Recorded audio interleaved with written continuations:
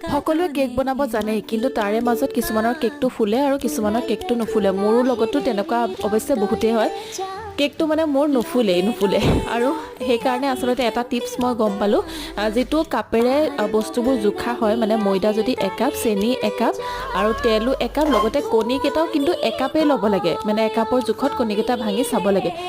আৰু মই বনাইছিলোঁ গাজৰৰ কেক খাবলৈ বহুত বেছি সোৱাদ লগা হৈছিলে লগতে বেকিং পাউডাৰ এচামুচ দিবলৈ নাপাহৰিব আৰু এইফালে ৰাতিপুৱাই কেক অকণমান খাই ল'লোঁ যিহেতু ৰাতি বনাইছিলোঁ তাৰপিছত আমি ওলালোঁ আমাৰ বৰ্তাহঁতৰ ঘৰলৈ আৰু এইখিনি বনপিঠা আপোনালোকে চিনি পায়নে কিডনী ঔষধ হিচাপে ব্যৱহাৰ কৰা হয় বনপিঠা আৰু ইভাগেও খোৱা হয় বনপিঠাটো স্বাস্থ্যৰ কাৰণে বহুত বেছি উপকাৰী আৰু আলফুলে বহুত বেছি ফূৰ্তি পালে তাত মুকলি পালে যে তাৰপিছত আমি গ'লোঁ আকৌ জেঠাইহঁতৰ ঘৰলৈ জেঠাইহঁতৰ ঘৰত এয়া আলফুলৰ কাজিন আৰু সকলোৱে মানে ভণ্টি আহিছে বুলি বহুত বেছি ফূৰ্তি পাইছে তাই জন্মৰ পাছত চাগে এয়া ছেকেণ্ড বাৰৰ কাৰণে গৈছে কাজিনখিনি